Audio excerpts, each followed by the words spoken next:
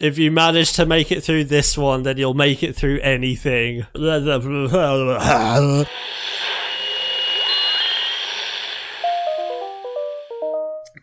Tea. I may be in the danger zone because I have just finished coffee. Oh, God. I think that we should get a PayPal donate button to keep you caffeinated. We could have one of those little, like a sort of an artificial organ or gland installed that is hooked up to the internet, that whenever we get some money, that pays for the amount of adrenaline or caffeine or whatever we put in it. It's like that thing on those webcam sites where people like put things up other things and they get like tips and then they do more. I don't know what you're talking about. It's a sex thing. What is sex? I'm not sure. It's like when people get in front of a camera and they do like stuff that people like, and if people really like it, then they'll do even more stuff, but they have to pay.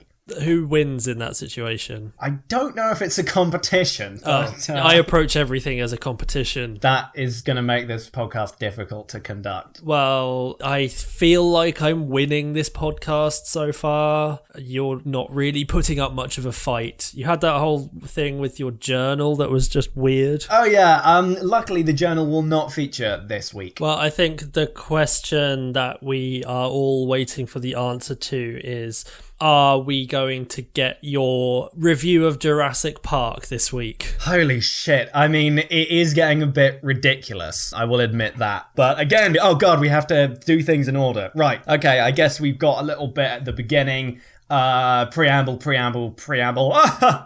Aren't we friends? Quality Irrelevant, the podcast. That'll do. Are we sponsored by anyone this week?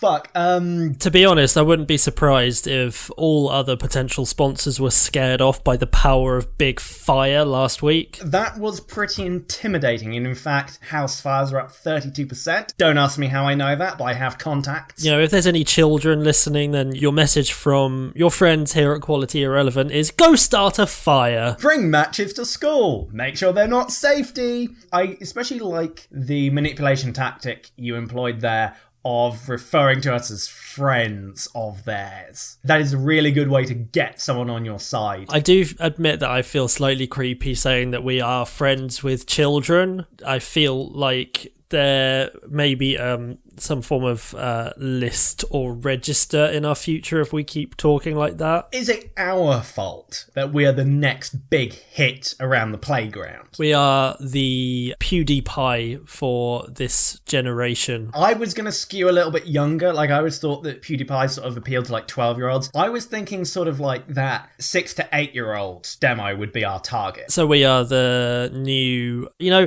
when children like shit their pants in class and they get really embarrassed, but there's sort of an adrenaline rush and you feel like you're going through some sort of rite of passage that like everybody in your school should shit their pants in class at some point. That's what we are, that feeling. I don't think we're going to be very popular with teachers when they hear this. Although I suppose they won't hear this, because it'll be like one of those things like, oh, kids, we don't understand what they're talking about. Like the Pokemon, what? So when they talk about the Quality Irrelevant boys, that was just white noise to my adult ears. You kids with your crazy ideas. What are you on about? Oh, you and your crazy fads. I mean, I don't know why you've just shit your pants and lit a fire in the classroom. It's confusing and I don't like it because it makes me feel old. And again, I mean, you say fads. I mean, I think fad is just a word to make parents feel more comfortable with the aberrant behavior of their children. I mean, I still have my go-go's. I keep them around, you know, every now and then I decide to just get them out and just say like, well, fuck it, let's just have a game. And anyone of like age in the street or car park where I happen to be will be like, fuck yes, and they'll whip out theirs and we have a bit of a one-on-one. Sounds to me like you're desperately clinging onto your youth, and I think it's a bit sad, and you should probably eat some olives and do your taxes like a goddamn grown-up. I mean, you say that, but I guarantee that our fans 10 years from now will still be shitting their pants and setting fire to buildings. Well, that's our target demo, so we can't really be blamed for the actions of our fans. And that's what we'll say in court.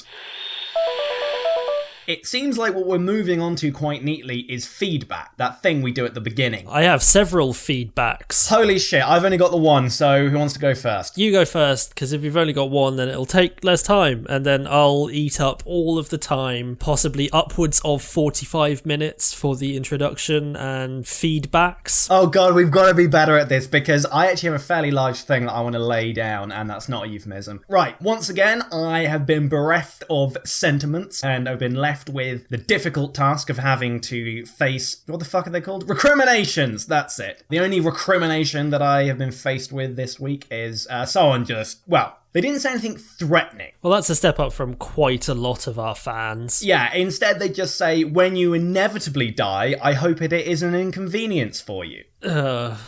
That didn't make me feel any kind of good feelings. No, at least it wasn't like, when I kill you, like most of them, or I hope it's going to be painful, I want to torture you and fuck you to death with your own lungs. At least it's not that. See, I feel at least that sort of thing, the lung fucking comments that we get on a daily basis, at least those people are engaging with the podcast in some kind of way. I mean, just saying, oh, you will die eventually and I hope it's annoying for you, it's just apathy, and I think apathy is not what we should be striving for. Shit, I think you're right. My original intention when doing this was to have wild extremes of emotion. It didn't matter if it was good or bad, it just, as long as you feel something. And yeah, apathy is the enemy here.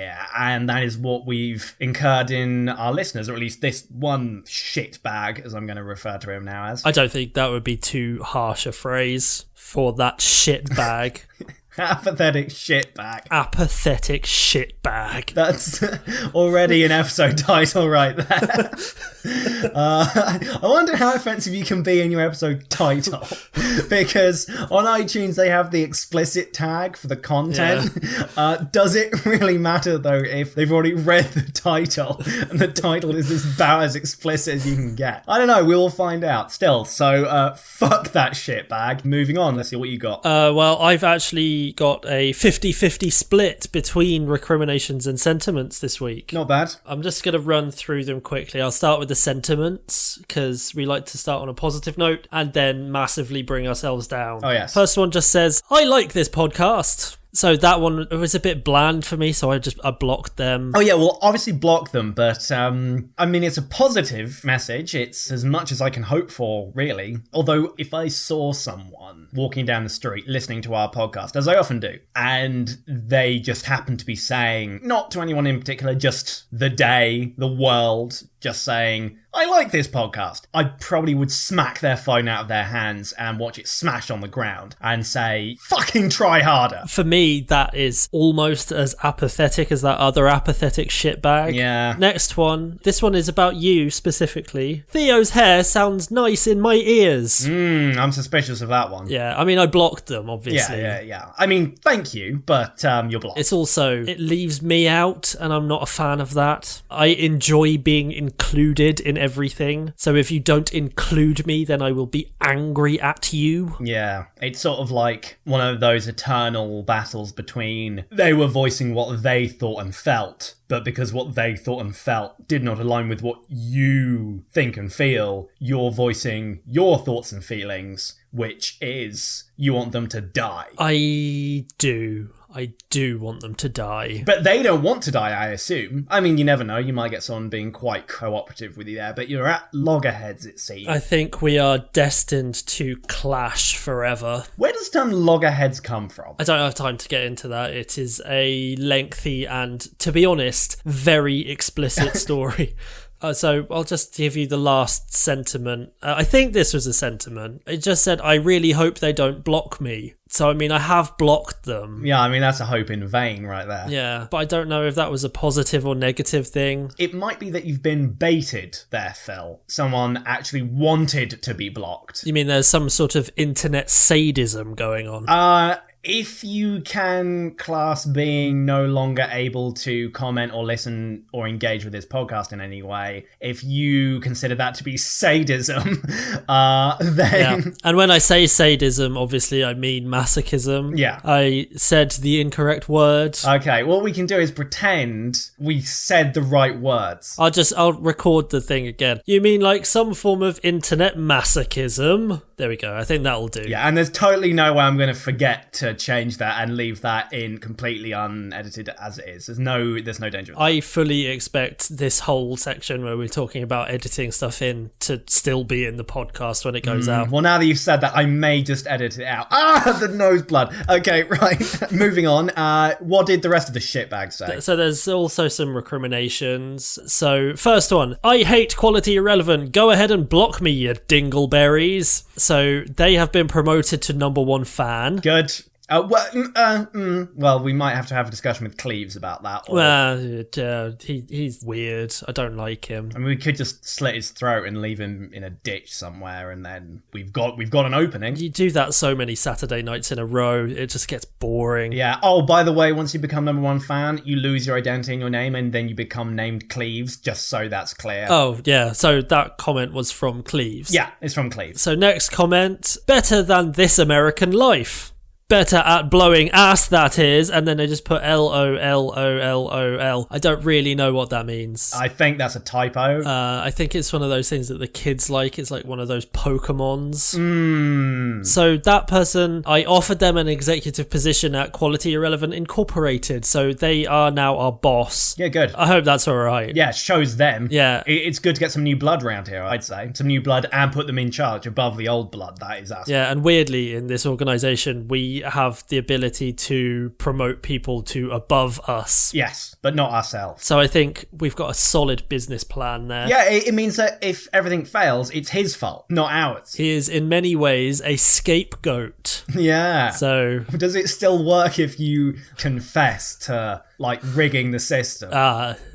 We cut this bit out. I mean, that's a big ask, Phil. I'm probably going to forget. Okay, well... Okay, wait. Maybe there's a way I can communicate to myself later. Oh, yeah, it's a recording. Right. Future version of myself. Remember to cut this out. Don't just, like, skim through the sound waves without really listening to it and just think, yeah, I sort of know what that sound wave looks like in terms of language, and I don't actually need to listen to it. Don't do that for this bit, okay? Remember to listen to this bit. So I think that's probably fixed. Cool. Moving on to the final recrimination. See, this one's a tricky one, because I think there's some positives to take away in this one. Some people call it quality irrelevant. I call it the best cure for not having severe anal bleeding that anyone has ever invented. Yep. I feel dizzy. So what I did with them is I just transferred all of my money to them. Yeah, I think that was probably a safe bet. You know, that guy's going places, so... Yeah, I mean, he probably has a bright future ahead of him in some sort of spin doctoring, sort of spinning a positive into a negative, or the other way round, which is probably more likely. I mean, what was it he said, like, we're really good at selling arse blood or something? And actually, that's pretty good. I'm going to write that down. Bottle and sell anal bleed. Is that a scheme? Have we moved on to schemes already? That was far too smooth. What we're going to have to do is sort of awkwardly return to the recriminations for a bit, run out of things to say, have some dead air, and then move on, or else this is way too... I mean, what do they call that? When you transition from one thing to another? A segue? Segue? Yeah, I don't like that. No. In fact, can we put that in the rules? No segues. No segues. Please put it in the rules. Now, we have not opened the rules for quite some time. Just blow the dust off the tome of rules and hope that Cleves hasn't just drawn penises on every page. Well, I mean, there are already penises on every single page. It's sort of like an imprint, you know, when you sort of get something and you press it really hard against the other thing, it sort of leaves a mark in the same shape. Did you slam your penis in the tome of rules? Oh no, it wasn't mine. Whose was it? Did you slam someone else's? I don't know, I wasn't in charge of this. I'm looking at these rules and I don't remember half of them. Anyway, rule 22, no segues. No segues. In fact, I'm going to say absolutely no segues. Oh, Phil, we're going to have our first crisis. What? Because I'm going to sneeze. Oh no. Hold on. Oh my... What? No, it's gone. It's gone. Fucking hell. Jesus Christ. Okay, when that... But, what? How did... When did... Who, what?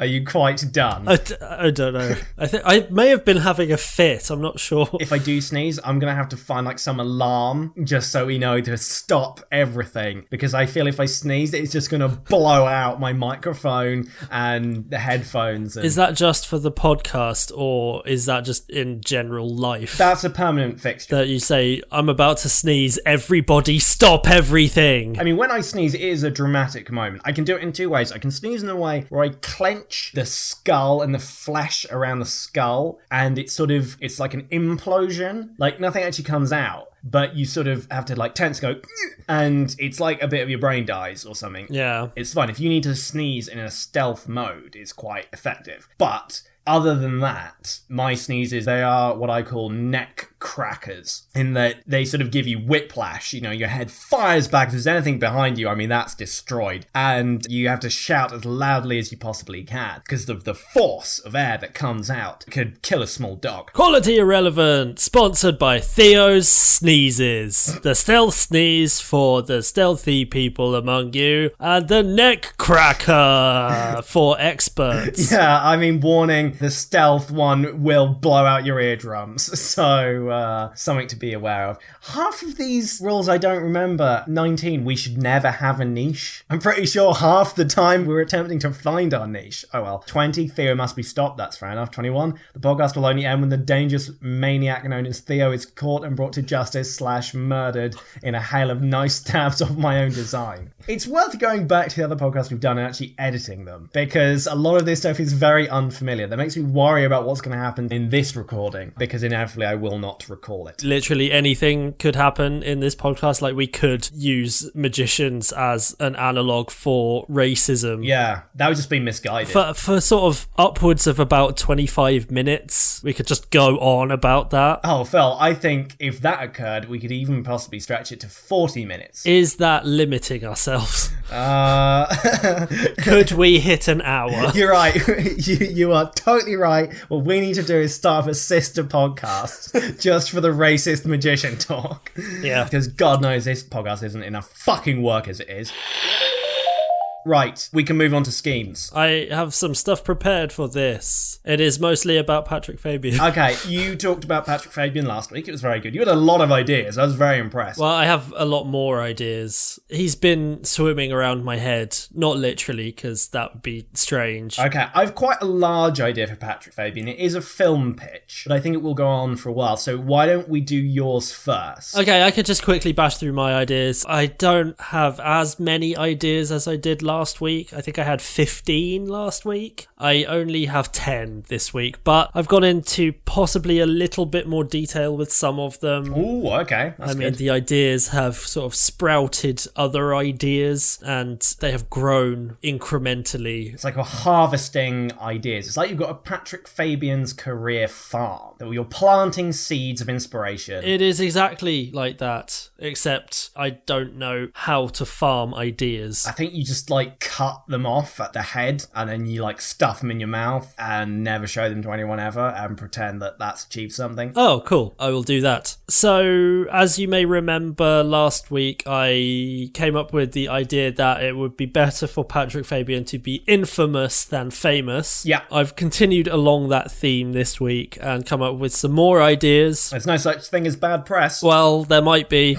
So, I'm just going to go through these ideas very quickly. As with last week, if you hear any that you like the sound of, then we can talk about them afterwards. Cool. So, he could legally change his name to Chad Salad in an attempt to cash in on the big salad dollar. He could become the star of a series of big-budget dystopian young adult movies about a society divided into groups based on the colour of their areolas. He could pull off a series of daring heists culminating in an entirely non-violent takedown of Fort Knox. He could shave his head, wear sunglasses and sneak into auditions pretending to be Vin Diesel. He could become a professional wrestler called The Shoveler. He could develop a range of meat-flavoured energy drinks unimaginatively named Meat Drink. He could get drunk and beat up Alec Baldwin on an internal flight to Albuquerque. He could go to the International Space Station and make YouTube videos like that other man did that time. He could give up acting and get a proper job in a Walmart or something so he has a consistent income and can better look after his damn family. Or he could try and get a recurring role in Bones as David Boreanaz's son from a parallel universe.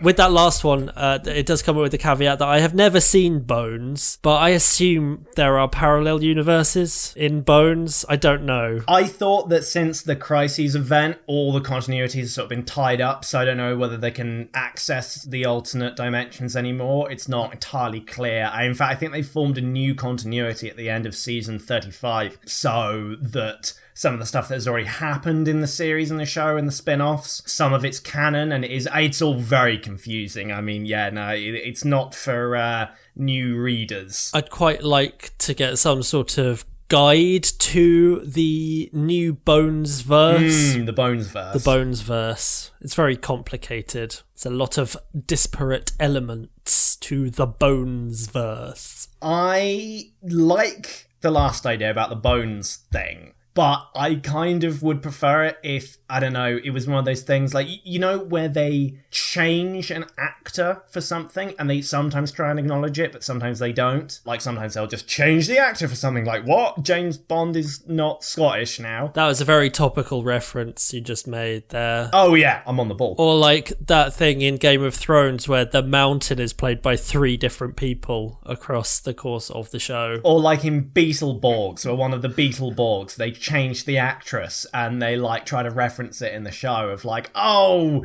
magic spell or something, everyone sees her the same, that's why her parents aren't freaking out about why their kid looks different, but she looks different to you guys, and that's it's all right, don't worry, it's okay, we didn't kill her. I like what you did there in that I tried to make a reference that was borderline accessible, and you decided that you were going to reference the fucking Beetleborgs. That is accessible, but the Beetleborgs, they were so cool. They had like a wrist-mounted thing that slowly rotated, and it looked like the top of, you know, like a dung beetle, you know, with the pincers. Like a stag beetle or something. Were they to the Power Rangers what the Street Sharks, what they were to the Ninja Turtles? Yeah, actually, I think the Beetleborgs were even kiddier than Power Rangers. Like, they were aimed at an even younger age. And it was also so they could own, I think Americans didn't like having to give money to them damn Japs.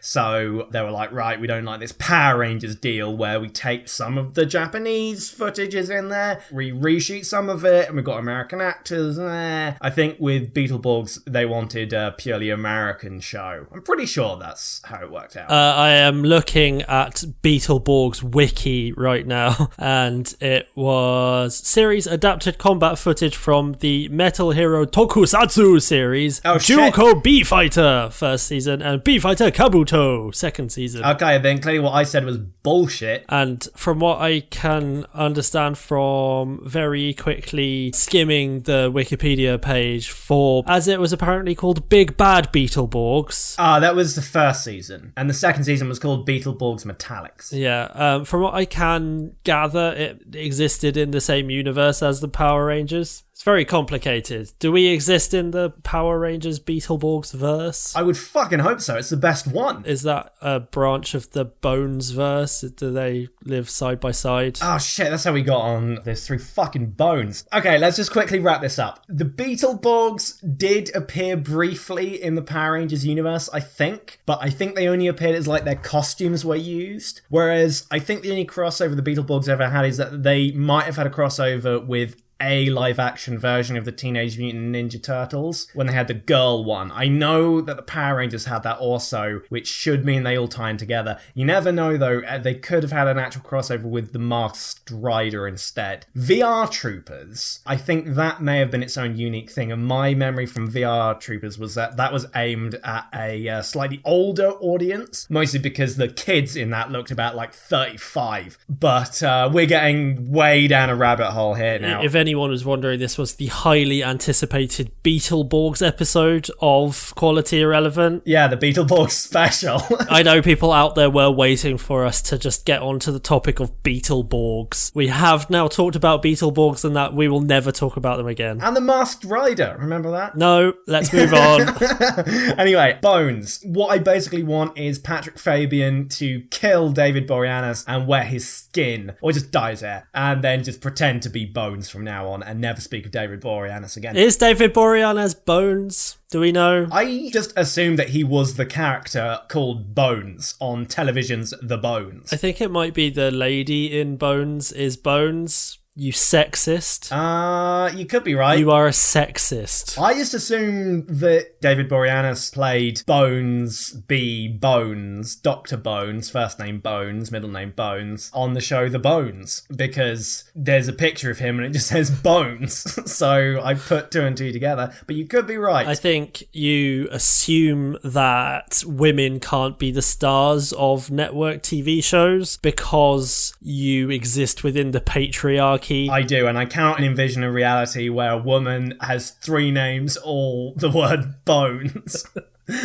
Well, that is fair. If a woman's called Bones, isn't that some sort of like sex pun? Like Pussy Galore or Octavag or whatever it was. Octovag. Yeah. That was a different film Oh, that we were watching. Yeah. Anyway, fuck David Boreanaz. He's not good enough for Patrick Fabian. David Boreanaz will be a black mark on Patrick Fabian's career. Well, to be honest, I was using Bones as an example. He just needs to get a recurring role in any kind of terrible, generic, bland network show. He could be like Castle. in Castle or CSI, any one of the many CSIs that exist within the CSI verse. I think he has been in all the CSIs. I think that's one of the few things he has actually been in. Well, to be fair, every fucking actor has been in CSI. Well, I think what we can take away from that is that my ideas work. Patrick Fabian became more famous for being in CSI. I do just want to go back to the Chad salad recommendation. Yeah. What the fuck? Well, you know, Big Salad. I can't say I do. The sort of multinational conglomeration that is Big Salad. Oh, the salad industrial complex. Yeah, I just thought that if Patrick Fabian's name was Chad Salad, then he could force his way into a spokesperson position for Big Salad. That could work. He might have to dye his hair green. Knowing Patrick Fabian as I do, I think he would see that as an opportunity. I think he would want to dye his hair green and change his name to Chad Salad. What if we replaced his eyes with Brussels sprouts? You're not penetrating deep enough into this world, I don't think. I mean, it's very basic, being really basic, and I dislike it. You think we should go further? I think Brussels sprout eyes, celery arms, carrot legs, a lettuce body. What about if we replace his blood with watercress? I mean, we could at least go with beetroot as a sort of a colour match. Okay, how about we'll replace his heart with a beetroot and we'll put salad dressing in his veins. Balsamic vinegar. Okay, I'm on board with that. This isn't a permanent change, I might add, though. This is going to really fuck up some of my ideas for him in the future. But as a potential career path, this is really good. Are you intending for him to star in any major films with a large amount of rabbits? Well, no, it was more just the fact that in 5 ideas' time he's going to be advertising meat drink. He's just the living salad. Well, I wanted to get sort of like the range of foodstuffs, you know, from Big Salad to meat drink. What, so chug down my meat drink, says the living salad. Right, that's the episode title. Chug down. Oh, God. I don't think we could go with meat drink though, because I already pitched this idea to Cheech Marin, and he seemed all up for advertising a meat drink. And he looks like someone who sweats barbecue sauce, so he would possibly be a better spokesman for it. I don't know what you think about that. Well, if he's all like, "Hey man, chug down my meat drink, man." To be honest with you, I think if Patrick Fabian is not going to advertise meat drink, all I can say is quality irrelevant, brought to you by meat drink. Chug down the meat drink. Meat drink. Oh, that was pretty compelling. Okay, I will have Cheech Marin's throat slit so we can take that idea back from him. Please do. The Vin Diesel idea. Yeah. I always suspected that Vin Diesel was sort of like a persona that Patrick Fabian sort of like put on every now and then. It's like one of his disguises. So I already assumed they were kind of the same person. I mean, I think you're right. You shave that head, you've got a serviceable Vin Diesel. So are you theorizing, postulating perhaps that the real credit in some of these films should be something like Patrick Fabian as Vin Diesel as Muscles, big cars in Fast and Furious?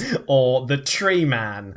Or Riddick! That's a real one, Riddick. Or that wizard. He was a wizard? He was a witch finder who was immortal, so he was like in caveman times with a big beard, but then also in now times with a nice coat and a sword. What was that one where he was the thing that babies suck on?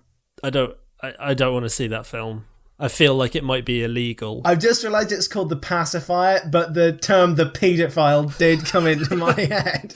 Patrick Fabian as Vin Diesel in The Paedophile. That would be infamy right there, you're right. Maybe there is such a thing as bad press. For option 2, I've just got written down Hungry Games. I don't think that's what you said. No, the star of a series of big-budget dystopian young adult movies about a society divided into groups, because they're all about society being divided into groups based on arbitrary things. So I decided to go the most arbitrary, and they're divided into groups based on the shade of their areolas. Now, this is an interesting idea. Unfortunately, I can't go too far into it, especially considering the idea that I've got coming up. Have I stolen your idea? Are you going to do a 25-minute film pitch? That is the nipple games, or whatever I've decided to title this movie. It is amazing, some of the stuff you're saying, to the point that I think we're going to have to cut it off.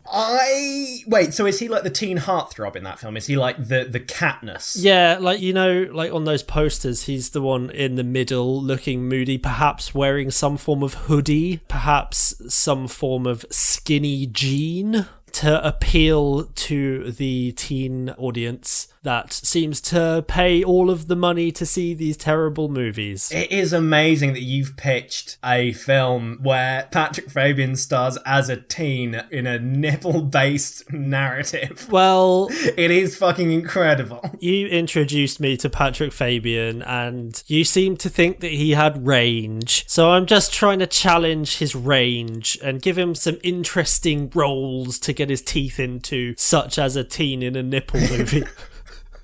We've got to move on. This is incredible. I can't understand it. Okay, we will briefly touch on the WWE idea. Oh, become a professional wrestler called The Shoveler. Why is he called the Shoveler? Is it because he has perfectly white teeth? No. There's parallels with the Chad Salad idea in that we remove his hands and replace them with shovels. Look, I've got to stop you here. Have you been reading my notes? Yes, I have. Sorry. This is uncanny. You were talking about removing his hands. Fuck. Okay, right. Go on then. If we do that, can we just like get some of those mini like survival shovels you get in like the boot of your car? You know, the ones that are kind of mini, but you could kill a man with them still. If we like broke those off at the handle, could we just like bash those into his bloody stumps? And then that is how we get the shovel hand implement thing. I see no legal or medical reason why not. Yeah, I mean, I'm pretty sure if you pound a metal pole into where the bone should be, it just fuses with what bone is left there and it just becomes one, and it's not going to be like incredibly painful every single time. Even just the weight shifts slightly. I mean, the boys in the lab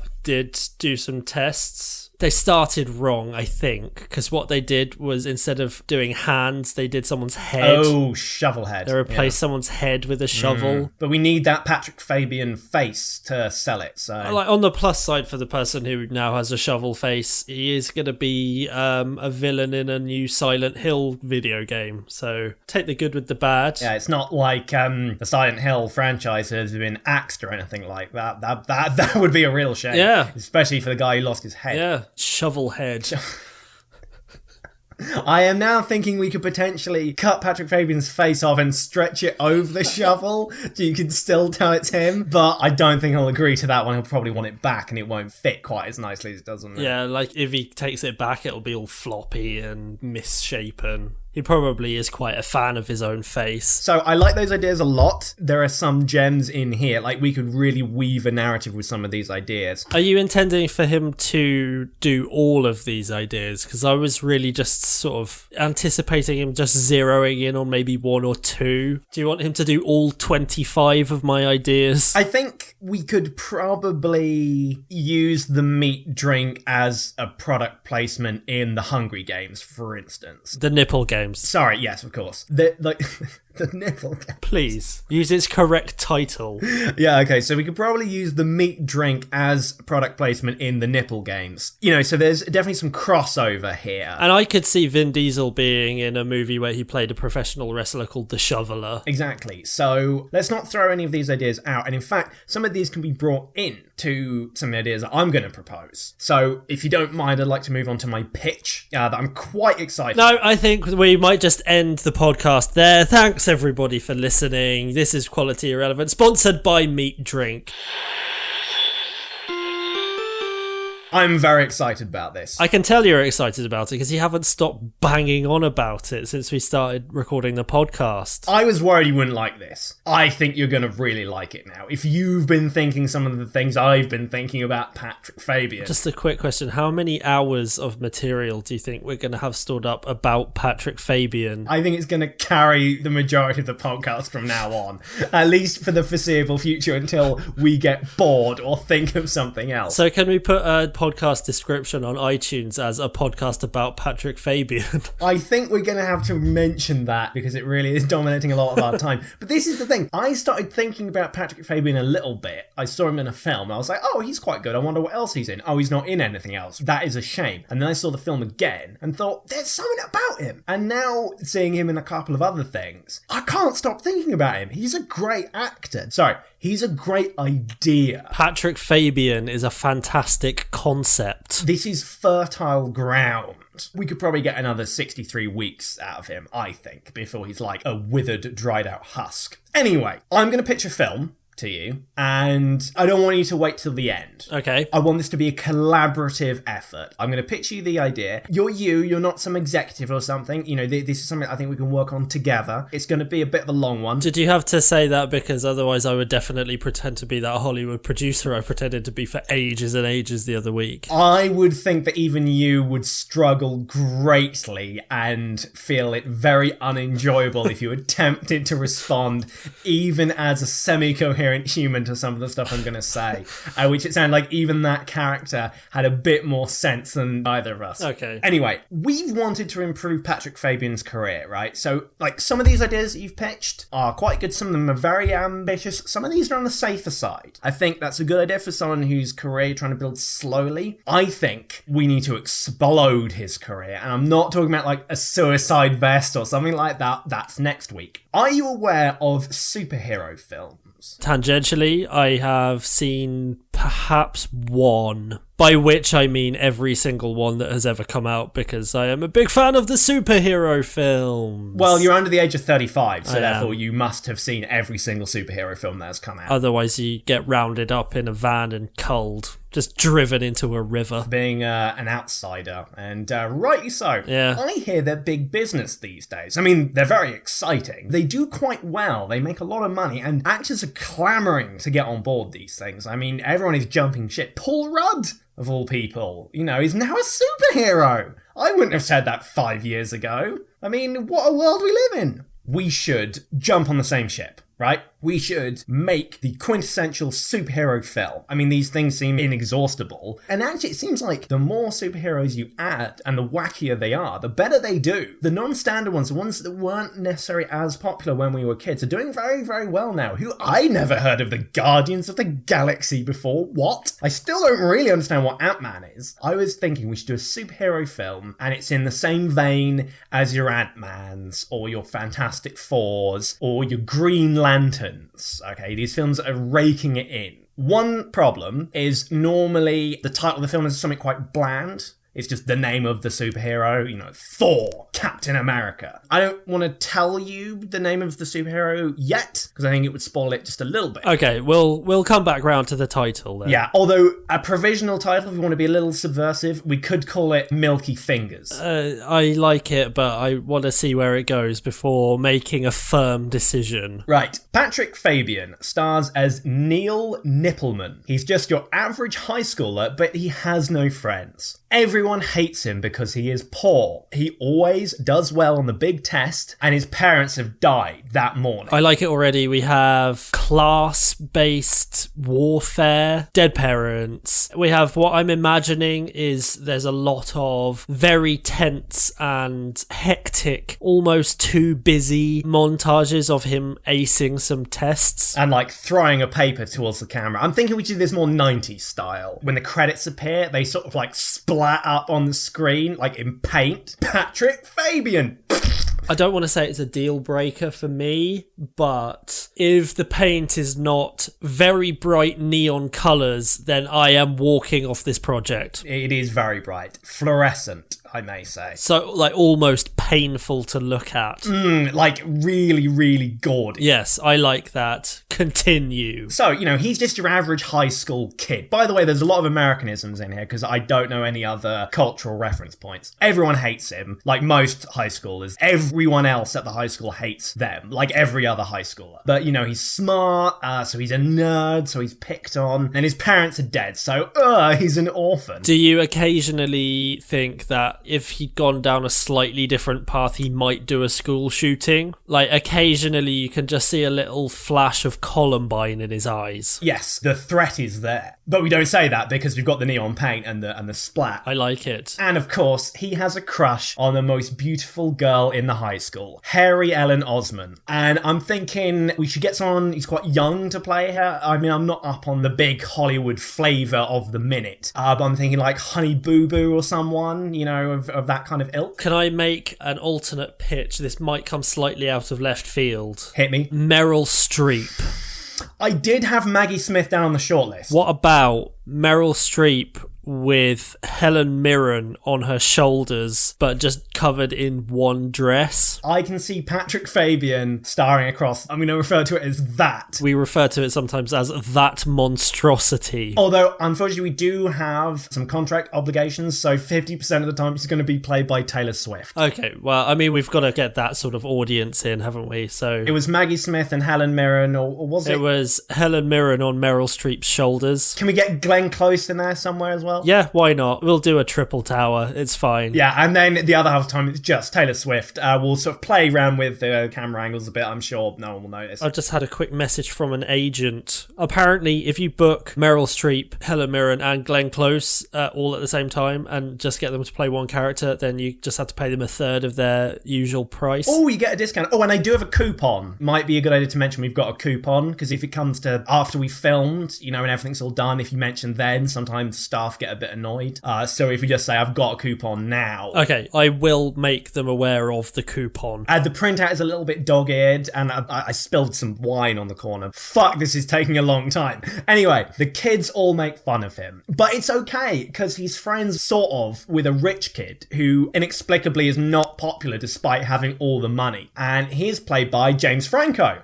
Who we can definitely get on the cheap, because he eschews the concept of money these days, for a reason. For art. something like that. Who knows? One day, we see Neil and James Franco meet up at a school field trip to a milk drilling silo plant storage facility. And for some reason, James Franco's dad is there, played by Sean Pertwee. And he's another one, by the way. He's another one whose career I want to get off the ground. Sean Pertwee is a fucking legend, and it is a crime that he isn't in as much as he should be. He is supposedly one of the very few things to enjoy about the TV show Gotham, but he plays a completely psychopathic version of Alfred. I've never seen it, but I imagine that most of his lines are, "Oh, fuck off, Batman." This is partly why I thought he'd be good in this role, because he's the wealthy James Franco's dad. So he looks good in the suit, as we've seen that in the Gotham show. But, he's also got an edge to him as well. He's a tough customer. You wouldn't want to mess with him. Can I come up with a name for his character? I've literally just got down Sean Pertwee as Sean Pertwee. So, yeah, go right ahead. Well, I was going to suggest something with a bit of an edge, but you want to kind of soften it a little bit. But I'm assuming that there is a little bit of antagonism there. So I would like his first name to be, I think, I'm going to go with Aloysius, a bit flowery, and his surname is Fuckman. Aloysius Fuckman. It's a bit weird his son is called James Franco, but we'll just go with that. Is James Franco all his first name? Is he James Franco Fuckman? I guess he is now. Okay, good. So Neil and James Franco meet up at the school, and I think Patrick Fabian is actually from Philadelphia, but I'm not doing that accent because I can't. So I'm just going to sort of have to do general American kind of thing. I can't really do the accent, but we will soldier through. Okay. So Neil's all like, "Oh my God, James Franco, you are my friend, sort of." And James Franco is just like... And then he coughs and just money comes out. And then Sean Pertwee is there, or Aloysius Fuckman, and he's all like, "Oi, spackhead, you forgot your bag." And then, he sort of introduces himself, so it's like, "I'm a wealthy businessman, I do very well if I say so myself, thank you very much. Oh, Neil, mate, nice to meet you. Best do well in school or I'll come for you." You're standing in the headquarters of Fuckman Industries. Like, they're clearly at the milk plant, but whatever. I missed that bit. Maybe the headquarters is in the milk plant. Fuckman Milk Plant. Oh, I own all this fucking milk. I want Sean Pertwee's only lines in anything to be, "I own all this fucking milk." Anyway, oi, Savoy, I'm gonna have it off with this fucking crumpet if you don't fucking mind. He grabs random high school girl who is just walking by and sticks his tongue right down her throat, and she loves it. Obviously, women love that. So that's fine. And they just get in the back of Sean Pertwee's limo. As he's getting in, he's saying, "I'll show you why I'm called Fuckman, but not why I'm called Aloysius, because I don't know why that is." I think the kids are going to love this. Yeah. Because obviously this is a PG film. Just very explicit references to hardcore fucking between a wealthy businessman and like a high school girl. Yeah, looking at it, you could very well say, it's legal, but...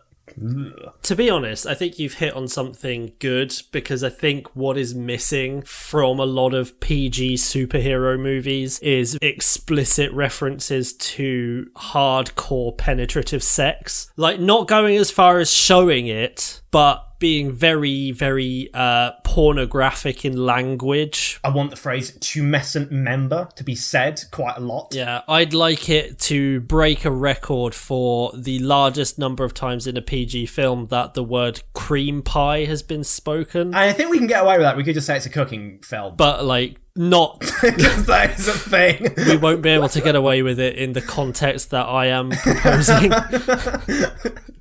Yeah. Where after every time the word is spoken, the person who has said it then explains in graphic detail what a cream pie is. Phil, it is like we are of a like mind, because I have a brilliant scene coming up that perfectly allows for this. I cannot wait. So he's grabbed the young girl and they're in the back of the car, and James Franco mumbles something incoherent about his dad. And the pair of them, finally, because it feels like a long time ago, they decide to go on the school field trip, and they go into the milk plant. And as they are looking around, Neil is all like, "Oh my God, this is so interesting." And he's taking pictures of all the stuff. He's got his DSLR out. Prick. And then Harry Ellen Osmond comes on and says, "Neil, oh my God, hey Tiger, how are you doing?" And Patrick Fabian, he's quite shy, he's quite an introvert. He's not used to this kind of attention from very attractive young girls. And is this the first use of the phrase tumescent member? We're not going to say it, but it will flash up very briefly, but repeatedly throughout this scene in fluorescent neon lettering. Good. So, we understand what's going on. All the 4 to 6 year olds in the audience understand what is being said here. He's quite nervous about being greeted by her, so he's like, hi, Harry, Ellen, how are you? Oh no! And he looks down and he has a massive erection. I mean, like, stupidly big. A tumescent member, even. Yeah, and that's flashing up, and he's got a little sign in the end of it that just says member, just so we know what is tumescent and what's going on. Good. And he's all like, I gotta go! And he runs outside. Is he just sort of knocking over urns full of milk? Yeah. And there's like those old-timey women you get with the sticks and the 2 buckets. So, yeah, he's just knocking over milk urns and colonial women churning butter.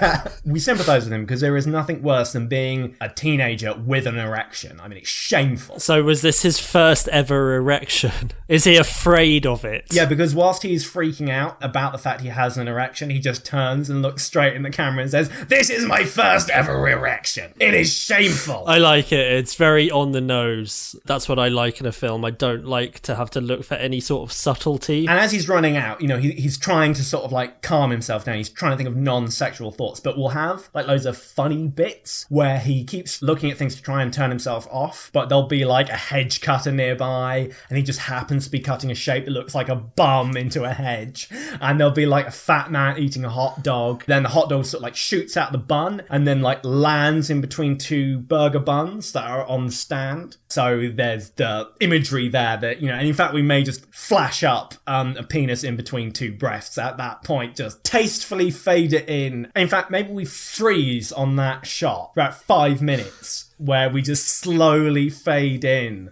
the image of 2 breasts and a penis. I very much appreciate what you're doing here because, I mean, we've seen superhero films together before. Yeah. And you know as well as I do that the one thing I always say when I come out of a superhero film is that what was missing from that superhero film was a healthy dose of sort of very bland carry-on style innuendo. And we can have something else, like we could just have an advert that just says sex on it, and then Sean Pertwee's car is like rocking up and down and you can hear like sex noises going on in that. And I sort of imagined that if we were to hear what Sean Pertwee having sex would sound like, it would just be like, oh, oh, oh, oh, oh, ah.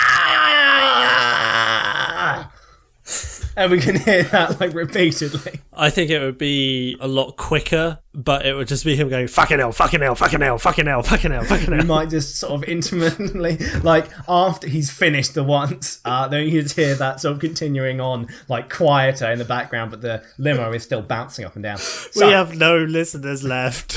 It doesn't matter. We just pretended to be Sean Pertwee having sex. There's nothing wrong with that. We have no listeners. They're all gone. We're barely anywhere through this film pitch. Anyway, so like, remember this was a superhero film. Yeah, he hasn't even got his powers yet. Okay, I might step back from my commentary until he has his powers at the very least. Well, you won't have to wait too long. Anyway, Neil is all disorientated, and the final straw comes when he sees sexy woman jogging, right, with like huge breasts, like bouncing up and down and from side to side. That's too much. So Patrick Fabian just starts running, and he runs right into the street, failing to see the milk truck approaching the milk plant, and it hits him. It like smacks him, and he goes flying into the air. Oh, and he's dead, and that's the end of the movie. Jesus. I mean, that's just dark what you've done. You would think, but this is where we're subverting audience expectation. You would think the film would end 10 minutes in, but it doesn't, strangely. And he lands in one of those big, like, nuclear cooling tower things, but it's just full of milk. And, like, he lands in that, and he drowns. He drowns in there. You can hear him drown. He's like... Oh my god, so if he wasn't dead before, he's obviously dead now, end of movie, right? Things don't look good. No. But the truck, it swerves from the crash and crashes into the tower, and the tower breaks, and the milk comes like rushing out like a fucking tidal wave. It just comes pouring out. Oh, and we could do this great shot of Sean Pertwee in the limo on top of the lady, but still with all his clothes on because he's a tasteful man. But he's like slowly looks up at the rear window and at the approaching tidal wave of milk, which is all good for all that sex imagery that we were talking about, and that bit where you said like cream pie, which we just flash up on the screen a lot during this scene. Anyway, he just goes, "Oh!" and the car is like crushed and swept away along with everything nearby. I do think that there's nothing classier than having sex while wearing a full suit. And I think it's a good idea to just be flashing the word cream pie on screen the whole time this is happening. Well, especially as the tidal wave of milk is framed by the rear window of the limo. I think it might be a little bit too subtle for some of our listeners, especially because he's having sex whilst he's looking at it. So yeah, and I mean, people that might look at that and go, but it's not called a milk pie. No, it's not. Could you have a milk pie? I really don't want to know. A milk pie is a cream pie done by someone who doesn't eat a lot of protein. Oh, God. So then the tidal wave of milk, is like going towards the car, and Sean Pertwee looks up and goes, "Oh!" and then gets like crushed and swept away. And everything nearby is like destroyed, and there's like, just broken trees and people who are sort of like drowned, and there's like puddles of milk all over the place, just left everywhere, just drenched. It's like a milky holocaust. But what's this? We see Neil Nippleman staggering out of the remains of the milk silo and sort of staggering off down the street. He goes home, and Gerard Butler is there, playing Aunt May. Just Aunt May, the character from Spider-Man. I don't know what you're talking about. Anyway, he goes home, and Aunt May is there. And I think, is Gerard Butler, is he Scottish? He's Scottish.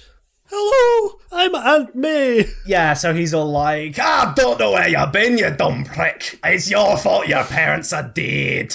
Get upstairs and get some sleep, you wee bairn. So he goes upstairs. He's like, "Night, Aunt May." Wait, that's not Patrick Fabian's voice. "Night, Aunt May." And he goes upstairs. But he feels really bad, and he's sort of like, "Oh, milk," or whatever. His hair is all milky and stuff. And he collapses at the foot of his bed, just bang, right down on the floor. And then we could do like a CGI moment where the camera sort of like zooms into his veins, like into his body, and we see his DNA, and there's like gonna be like little boobs like bouncing up and down it because of all the milk. I think the temptation would be to do it in CGI. What I would like to do is do it in hand-drawn animation, but like also quite crude, sort of Steamboat Willie level hand-drawn animation of just tits on DNA. Yeah, and I think, just in case people don't understand what's going on, we'll flash up a sign that's saying his DNA is being mutated by the radioactive milk. Because I think milk is radioactive, right? Like, they treat it somehow, they irradiate it, something like that. I'm pretty sure most milk is radioactive most of the time. So that explains what's going on there. But, when he wakes up in the morning, things are different. He feels better. "What's this? I don't need my glasses anymore." And, like, he takes them off, and his eyes are just, like, white. Oh my God, he has milk vision. He has milk vision. And he, like, pokes his arm and goes, "Strong, healthy bones." He's got all the milk power now. He's got calcium that he was apparently lacking in beforehand.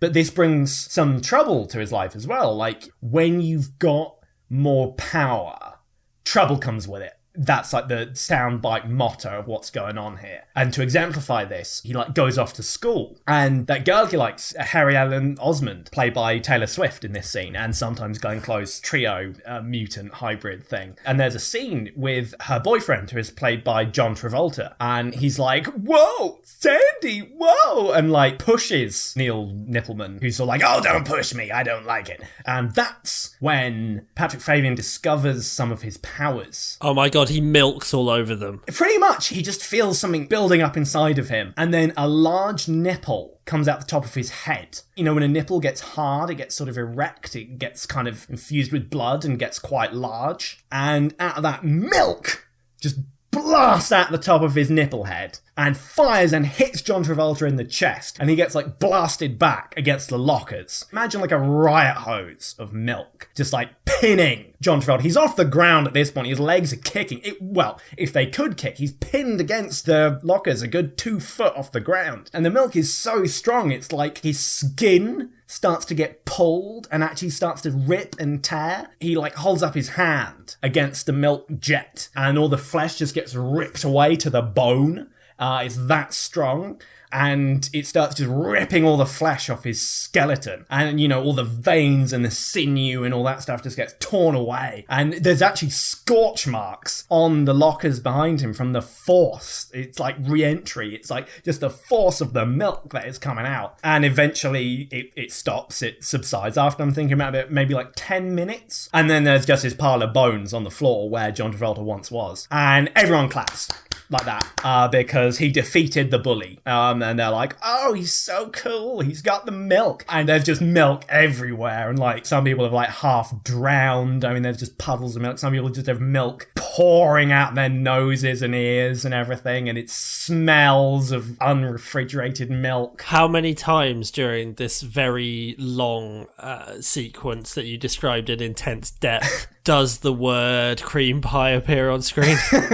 I'm thinking we might just get a little Sean Pertwee like walk on the bottom of the screen like cartoon with a big sign that says cream pie and do a little dance. Okay, I'm just concerned because I'm aware that quite a lot of the funding for this movie is coming from the cream pie lobby. We've got a lot of product placement of milk in this, I think you'll find. And as we mentioned, milk, it's got its fingers in many pies, including the cream ones. But not the milk ones, ironically. Ironically, no. So we're not allowed to use the term milk pie at any point during this, but cream pie's all over the place. Okay, so just at this stage, just to have a quick recap of what's going on. Yeah. It's essentially Spider-Man. I don't know what you're talking about. But with the spider replaced with milk, with gratuitous graphic sexual language, and John Travolta having all the flesh ripped off his bones by a spray of milk from Patrick Fabian's head nipple. Essentially, yeah. Although I would like to say that I've never heard of Spider-Man in my life, but if I had, and I'd seen a film about it, made sort of at the turn of the millennium, I would have to say that there may be some imagery in that film, such as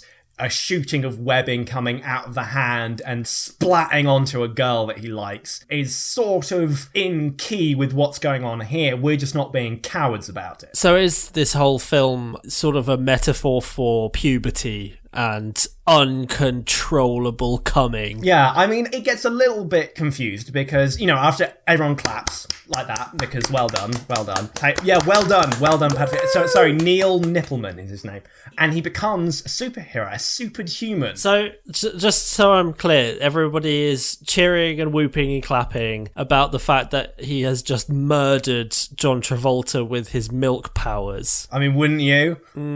I mean, lately, John Travolta hasn't really done anything good, so I would probably be okay with it. I maybe wouldn't applaud. Okay, what about, like, to give him a half thumbs up and walk away? I think I would max out at one of those weird inverted nods, like a chin jut thing. Okay, so he gets a lot of those from the crowd, and they do that. And for a good minute and a half, I'd say, there's just these upward nods going on. He's looking around kind of amazed. Harry Ellen Osmond, she's not too pleased with the fact her boyfriend has just been eviscerated by milk, but we don't talk about that ever again. And he becomes a superhuman, you see, and he becomes the teat. The teat. The teat. I like it. I can see the merchandising opportunities. Teat hats. Yep. It's just like a nipple that people can wear that shoots milk. Yeah, that's the deluxe version, though. We'll do some cheap ones that people will buy, thinking, well, obviously it has the milk shooting capability, and then they find out it doesn't, and then I'll see someone walk past, firing milk out of their head, and be like, that looks like the premium deluxe hat. Okay, I should go back and get an upgrade. And then we say, no fucking refunds. I like the way you think. And in case you're wondering what he looks like in terms of his superhero ensemble, he basically looks like the Phantom, but pink, and with a large nipple on his head, but without the details, so without the underwear, without the mask. In fact, his mask is just completely open-faced, so you can see Patrick Fabian in there, but for some reason people don't recognise that it's him, and he's just wearing all pink, in quite a skin-tight outfit. How tight are we talking? Like,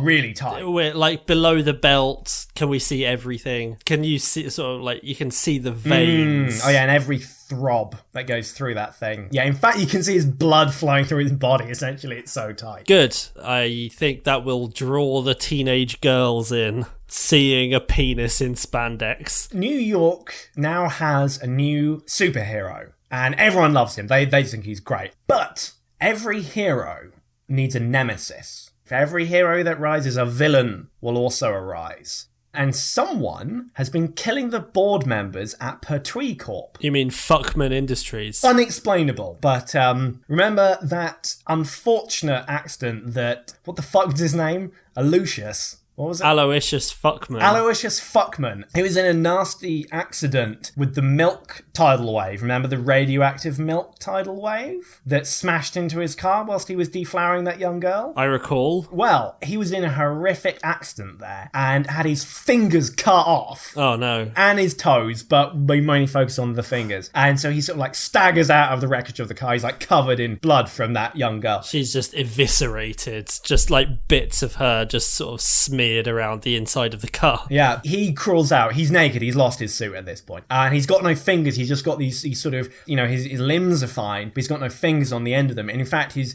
hands have swollen a bit as well. So they look like the tips of fingers. And he's upset by this. He doesn't like this. He doesn't like losing his fingers. But then we have like a sort of a transformation scene. 3 fingers sprout out the back of him, out sort of like where his lower back would be. 3 fingers on either side. So he grows these large, sort of like almost, they're like 6 foot long fingers. He grows 6 of them out of his back. They shoot out of his back. And he becomes this deformed but powerful supervillain that terrorizes New York. And he's known as the Manhandler. And he's really angry because he can't hold things properly. So he lacks the dexterity to properly apply his power. So he's sort of like going around, climbing up the buildings and stuff and attacking people. A lot of people are being randomly fingered, is the expression we use in the film. And no one knows what's going on because Sean Pertwee is still walking around. He's still making public appearances, but in just a very long coat that no one asks about,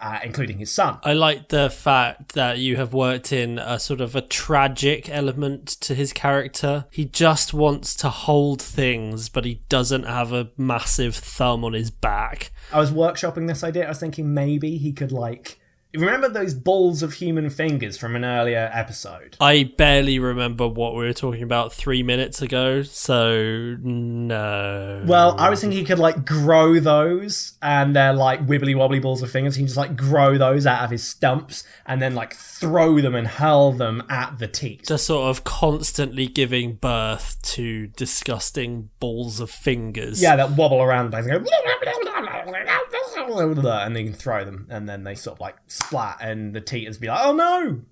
Can we please move on? Because I'm losing the will to do anything. Okay, there's just one more bit. Okay. We're going to have the Manhandler at one point grab hold of Patrick Fabian, the teat, and sort of have his fingers wrapped around these big monstrous fingers, and then have one finger come around the top and flicking and tweaking the big nipple on Patrick Fabian's head, and Sean Pertwee's going, ah, nipple, fucking nipple! And flicking it and tweaking it, and Patrick Fabian's like, oh no, it hurts, I don't like it, stop it, my nipple, no! And then the film ends. I like it. And then in a text call at the end, we can say, oh, the Manhandler was cut in half by his goblin glider, and that is the end of it. It's almost sort of postmodern in that it just doesn't really end. No. You've got the horrific scene of the nipple flicking, and then bang. Yeah. End. So, here is my thing. Okay. I liked it. I liked all of that. I mean, it went on seemingly forever. I did warn you about that, but yes, I'll admit that. So, what I want... Are you aware of this thing called an elevator pitch? Oh, yes, right. It's just say a cost you in an elevator. You are some big exec, and I've got to convince you of the concept. Yeah, so I'll be the big exec. I'll be in the elevator, just going up and down, because I can do that in my elevator. You've got to dash in and give me the pitch for your movie, and you have to be very, very quick, because otherwise I will take you up to the top floor and... Throw me off, I assume. Show you back down to the lobby the hard way. Or the quick way, depending on how you look at it. Sorry, sir, I shouldn't make jokes. I realise my death is impending. Fucking motherfucker, I will kill you. I will have you murdered. Hang on, I have to to light up my big cigar. Just I was thinking you'd have like 3 cigars in one hand per hand. Yeah, I have that as a matter of course. You should know that about me by now. Okay. I'm a big executive. I'm in my elevator. I hope no motherfucker schmuck doesn't come in. Excuse me, sir. Fuck. Sir, hello there. I know who you are. Get the fuck out of my elevator, you son of a bitch. I appreciate that. I completely understand. Didn't you talk to me about some fucking Patrick Fabian bullshit 3 weeks ago? Patrick Fabian, I'm glad you mentioned him. I've still got him on my books. He's a great actor, really looking for some work. I mean, he is desperate. He will take anything. I've got a great pitch. I think you'll love it. I dislike your face. Oh yeah, a lot of people do, as does Patrick. In fact, you got that in common with him, so maybe you should work together.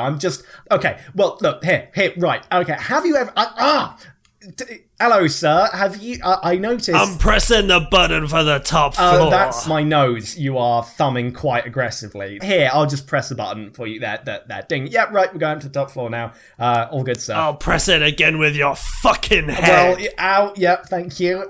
Anyway, I noticed that you are holding 3 cigars there, sir. Well, have you thought how angry you would be if you didn't have a thumb in order to orientate them properly? Would it make you evil? Who knows? It could do. I will stop you there. I have to put out 4 of these 6 cigars that I'm holding. I'm gonna do it on your face. I'm doing it on your face. Well, okay, well, that's very kind of you, sir.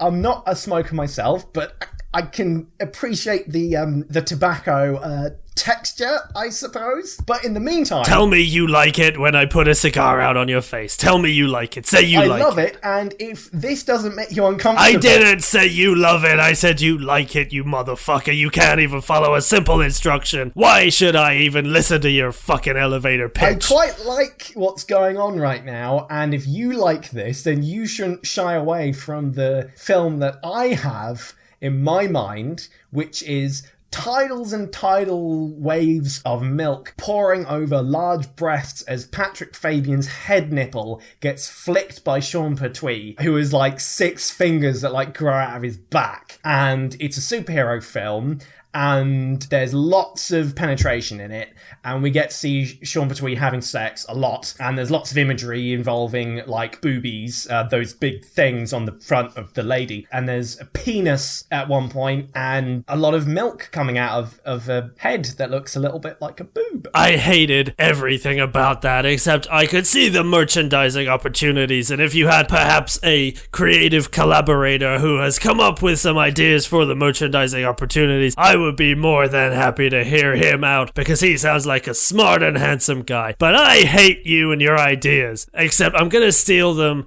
because I like the fact that you said boobies so much, and I want to watch it. I want to put cream pies in a PG-rated movie, but I'm gonna throw you off the building anyway, you motherfucker. I kind of feel there's not a lot in it for me in these pitches. You know, that this isn't an equal relationship. I mean, I get the sense that that producer you keep going to doesn't really like you. I mean, he's the best in the business. He's got the money, he's got the power, he's got the pull, he's got the influence, he's got the, what do you call it, the panache. He glides over the industry like a sheen of hot milk. It's true, but is it worth sacrificing the personal relationship that you could have with a producer just in order to make the big bucks with milk and a movie about cream pies?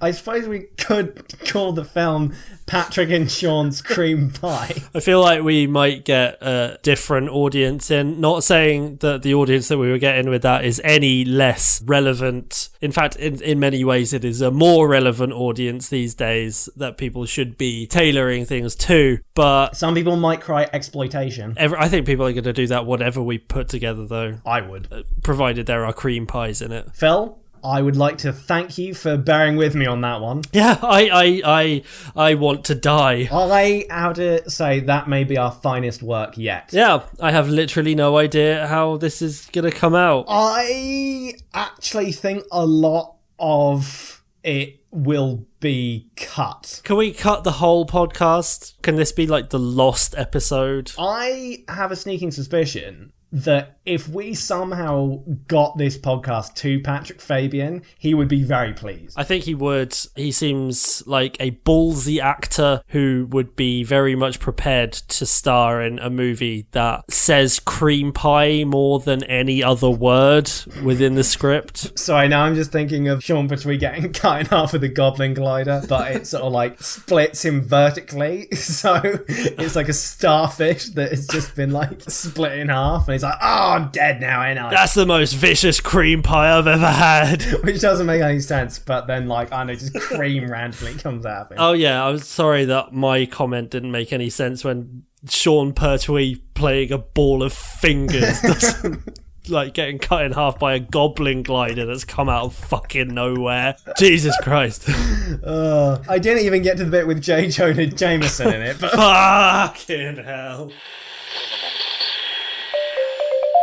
how the fuck did we both come up with nipple-based ideas about Patrick Fabian in the same week? What the hell was that? How the fuck did that happen? What is going on? What the fuck was yours? He was like some kind of... He was a teenager. They were both teenagers. We both thought, oh, it would be brilliant to have Patrick Fabian playing teenagers. And there's like some nipple play going on. Did you like Inception me or something? Like, what happened? Well, we might have to do some kind of post-mortem on our weeks to see if we both watched something or listened to the same thing and it had some kind of subliminal message in it about Patrick Fabian and teen nipple drama. I mean, what the fucking odds? I mean, of all the things, just I couldn't fucking believe it when you came out with that. I was like, you've got to be like NSAing me right now. There is no way that this is just random. Yeah, I mean, in some ways this could be the Patrick Fabian nipple play extravaganza special. But it can't be because it is the Beetleborgs special. Hey, guess what? What? I still didn't do my Jurassic Park film review. Good.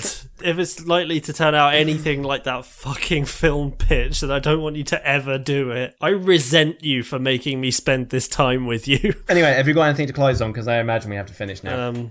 Bye.